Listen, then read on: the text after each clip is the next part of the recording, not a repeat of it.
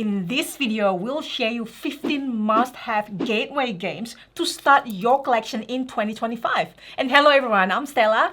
And I'm Tarrant. Welcome to Meeple University.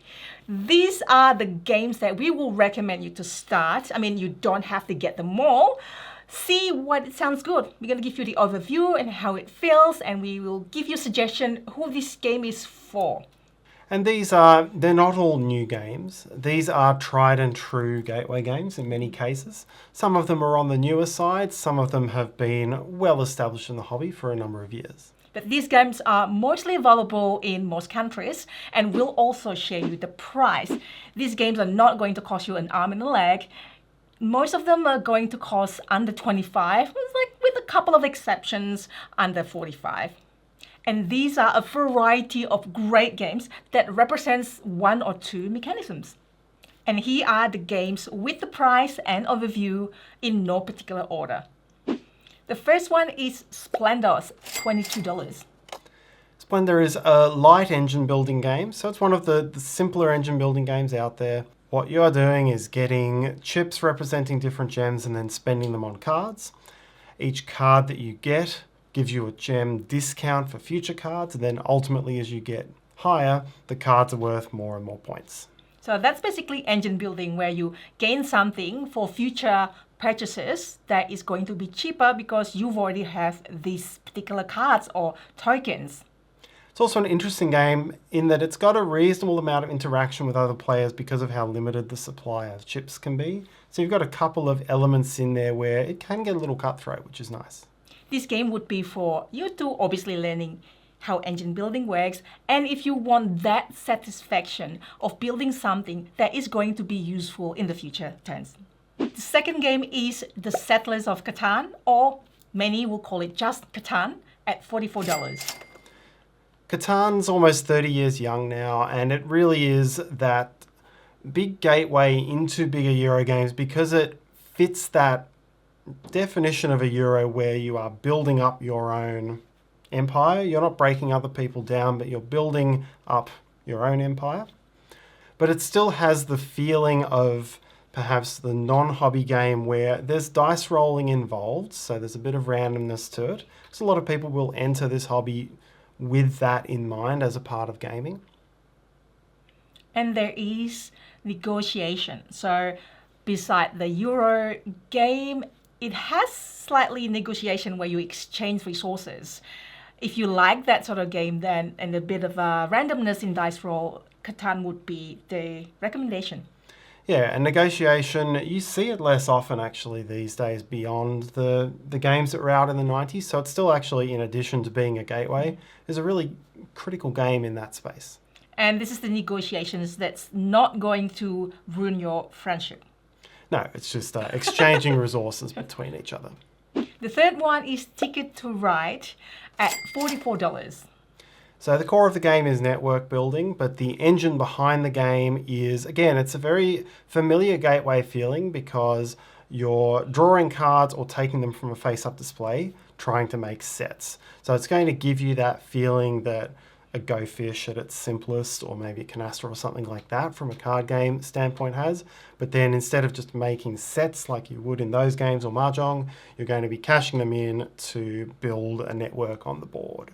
And so it's a great introduction into using these other mechanisms to achieve something on a board. And what is a network building? It really simply is building a route from one point to another point. In this case, one city to another city, like a train, like building a train track. So basically that's it. And with Ticket to Ride, there are multiple versions out there. There's a couple which are equally good from an entry gateway standpoint. The US version, the US map, is the simplest in rules, but a little more cutthroat. The Europe map has a couple of extra variants and rules in there, but they make the game a bit more forgiving. So they both have good value as a gateway. So if we have any other videos that we have for these games, we will link it below in the description. So if you are interested in particular one, you can find out more. The fourth game is Love Letter at $15.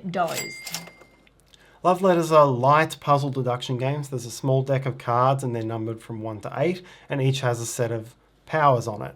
and you want to end the round with the highest card. But if you're holding the highest card, it's more likely that someone's going to guess your card or play a card which kicks you out. So it ends up being this pretty well-balanced game. It's kind of just, there's a lot of guessing and there's a lot of light deduction involved. But it's a very quick game. Each round plays over 5 rounds and gives you a small decision space, which is fun to play in. Usually comes in a small box or even a bag, a velvet bag of some sort. It's easy. You can just put it in your bag and you can just bring it out at restaurants and play with friends that way. There are so many different variations as well. I don't think it matters. Like they all are just thematic difference mostly. Really simple mechanics, really quick in to get to the table and to teach. It's just one fun game. The 5th game is One Night Ultimate Werewolf at $15. Now, there are a few werewolf games, and this one in particular we want to bring out is the One Night Ultimate Werewolf version. Yeah, social deduction games, they've been around a very long time, and you often just play them with normal playing cards.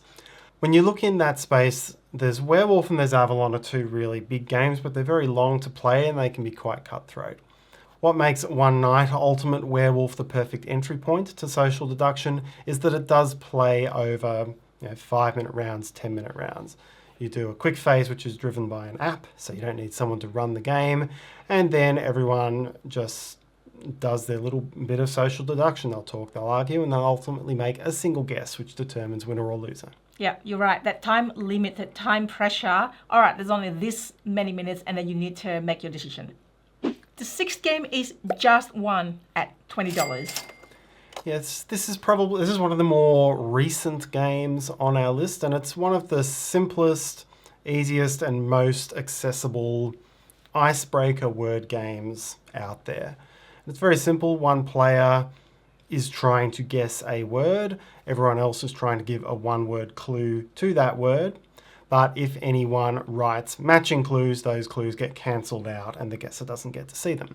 So this is one of those games. There's a way of scoring that's in there, but it's really not about that. You can just go round and round the table playing this for as long as people are having fun. You can play this at work, at lunch break, for companies or parties. It plays quite a few of people, and you can just jump in and out of the games without any consequences, real consequences. Really fun game. Yes, perfect game to have in any collection. The 7th game is Codenames at $20, and there are a few different types of codenames, and this is just the basic codenames. It doesn't really matter which version you have, really. Yeah, it's similar in some ways to Just One because it is a word guessing game with one-word clues. But it's a team versus team game. It plays over a longer period of time and has more complexity in the rules. So as word games go, you look to older games like categories when people are trying to come up with words to fit categories, and it was all very independent. Codenames is a perfect branching point into something which is very involved and has a lot of interaction. And it plays like basically unlimited number of people. Like you can get, 10 to 10, 10 versus 10 team or something like that, and that will still work. So a great party game here. Sitting at number 8 is Sushi Go at $10. Yes, this is one of many games in the genre of card drafting, or circular sort of draft, where you will get a hand of cards, you'll pick the one you want, hand the cards to the next player, and you go round and round trying to get the cards that are going to give you the most points. And in Sushi Go, it's very simple. You're trying to collect sets in different ways, or maybe have a majority of something. And there's always a card in there. It's the puddings that will build up over 3 rounds of play as well. So there's lots of different ways to go into it. Very quick to pick up. Family loves this as well. I play this with my little niece and nephew. They love it. They bought their own copy and it got sushi because they love sushi as well. I mean, it's just a theme, but it's a really light, good entry to card drafting. At number 9 is Forbidden Island at $15. Din, din, din. Well, it's not that forbidden. And the din, din, din is for forbidden, not on $15. Yes. This is the best gateway entry point to action point allowance cooperative gaming. And it's a type of game, the designer Matt Leacock has made many games in this style. There's a map or a board, and all the players are trying to move around it and achieve some underlying objective. But at the end of every turn, something bad is going to happen. In this case, it's various tiles are going to flood, and you have to go and deal with those floods before there's too many of them, and that ends the game for you. So there's all these potential lose conditions that start to compile on top of each other and get worse and worse as the game goes on. And meanwhile, there's an objective you have to achieve underneath. So there are many games out there, many by Matt Leacock, of this style. The whole Forbidden series, so Forbidden Island, Desert, Sky, and then Pandemic is probably his most famous. Forbidden Island is a very low cost and lower rules complexity entry point to that area. So I would always recommend Forbidden Island as a first step to see if that type of cooperative play is the sort of game you're after. And what is action point? So basically on your turn you have, let's say, 3 or 4 things that you can do, and each action might cost you 1 or 2 points, or depending on what it is. So one, you need to move, for example. The second one, you need to play a card, and so on. Action points. Sitting at number 10 is Dominion. Dominion was the first game really to introduce the core mechanism of deck building, which is a style of game where you have your own deck of cards. You have your own discard pile. Every time your own deck runs out, you shuffle your discard pile and it becomes a new deck. And then through the course of the game, you're adding better and better cards and getting rid of the weaker cards because you're taking actions with the cards in your hands. So you want to make them stronger or get specific combinations that will achieve your objectives. There's many, many games like that there in the world these days, and so many modern games use deck building now as a small part of driving other things. But really, Dominion is still the original and simplest and best way to learn that mechanism. I mean, there are many variations of Dominion as well. We would recommend the basic one, the first one, because it's got the most simplest rule set compared to the other ones. They keep adding other things like events or other components as well, but the base one is the one that is recommended to start with. Number 11 is King of Tokyo at $25. Yes, King of Tokyo is a game that, at its simplest, it took what had existed for 70 years with Yahtzee, where you're rolling dice and you get 2 re-rolls and you're trying to make combinations. But instead of then using those combinations to essentially do an accounting activity and trying to hit certain combos, you're using them to punch each other, score points, do things on a board, buy fun cards that will give you upgrades. So it really takes that core mechanism and makes it this pretty chaotic free-for-all, but one that is very fun to play and plays up to 6 players. It's kind of like the next level to Yahtzee with other mechanics, and then you can be like these monsters. You know, imagine you are the monsters like trying to destroy Tokyo and things like that, and trying to fight each other. Like, you know, that movie Godzilla versus King Kong? Like that sort of like feeling. It's fun. Number 12 is Rebel Princess at $20. Rebel Princess, this is the newest game on our list, and this is an introduction into the hobby space of trick-taking. So trick-taking, it's a game that's been around or a style of game that's been around in card games for many, many years. And there's a growing space of hobby trick-taking games that add different powers or different rules or try to give things a twist. Rebel Princess is a really easy doorway into that space because the core of the game is very familiar. It's essentially based on hearts that most people have played a lot of on their Windows 95 Microsoft packages. Showing your age, Tarrant. Yeah.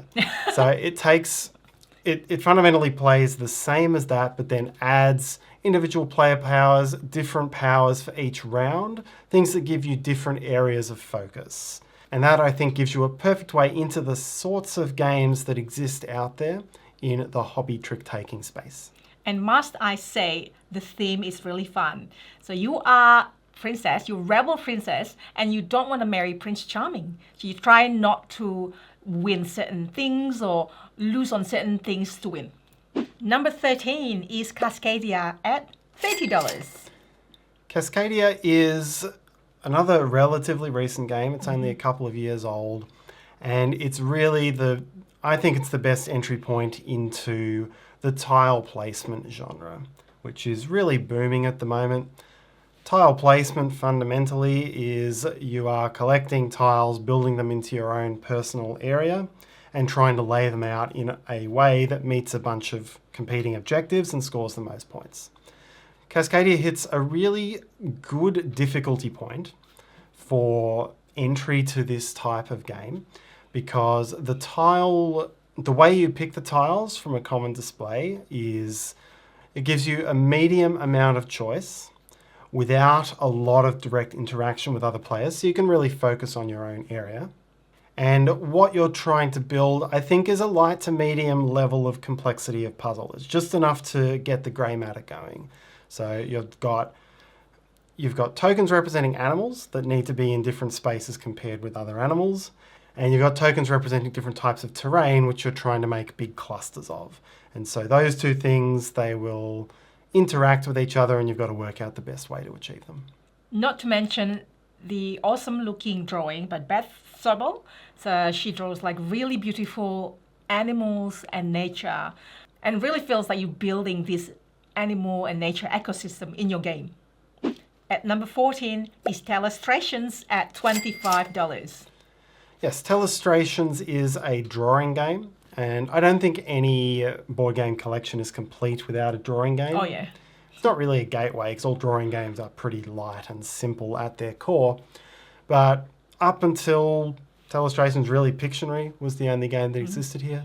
Telestrations is Pictionary mixed with Chinese whispers. Essentially, you draw something, you give it to the next person, they guess what it is, they give that to the next person who draws that, and you go around the circle. And there's no winners or losers. You just look at the end to see what has happened. Yes. And it's from a simplicity of gameplay and being fun as a drawing game, hard to beat. So there are a few different Telestrations, and the basic one is 8 players, so that's the entry point price as well. And there's also the 12-player one, and I think there's After Dark Telestrations, so different variations of this. And it will give you a prompt of what to draw, but you can always create your own prompt. So it's really fun to try to draw what the previous person write, and then write what the previous person draw, and then see what happened at the end. Number 15 is Lords of Waterdeep at $39. Yes, it's a higher cost game, it's a bigger game, and for me it's still the best gateway entry point to the broader worker placement Euro style of game. There's heaps and heaps of games in this style, and there's probably many at the same level of complexity, but I still think Lords of Waterdeep is the best entry point. What is worker placement? So worker placement is there's a lot of actions available on the board, and you have workers in your supply, and you have to put the worker onto a space to take the action, and it blocks that space out for everyone else for the rest of the round.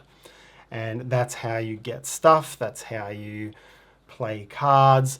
It's a relatively simple type of things you're trying to do here. Essentially, it's a contract fulfillment game. So you're trying to get resources that match the requirements on a card, and then you go and complete that card. So what you're doing there is not that complex. It's easy to wrap your head around. Yeah. And then you can get into understanding the complexities of placing and moving workers, because there's a few ways to move workers, and adding new placement spaces to the board, because one of their actions is to construct buildings, which then put new and more powerful actions out there on the board. So it's not the simplest game. You're not going to move straight into this if you're not a few games deep in the ones we've already spoken about before. But it is a really great tutorial to the more complex and broader styles of games that use these mechanisms out there in the... Yep. And more of a Euro game as well. I remember the first time I found out about worker placement, my mind blew. I was like, what is this? So you put it there, and then you gain the resources, and then it blocks everyone else. I'm like, oh no. And then I was like, the next one, after my mind blew, oh no, I need to go there first. No, I need to go there first. Go there first. So it really has changed my perceptions of gaming once I discovered that worker placement. Yeah, as I say, I think there are simpler entry points to worker placement out there, but I still think this is the most effective gateway. And so those are our 15 gateway recommendations.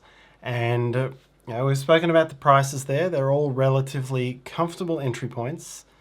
But if you want to dabble across all 15 styles and work out which ones are more for you... Wait, there's more! That's going to add up pretty quickly. So most of the games we've just spoken about are pretty broadly known, and you'll find them in a lot of public board game libraries. So that's one thing that's always a good option for you, is go to public gaming meetups or board game stores that host meetups and play these games and see how you enjoy them.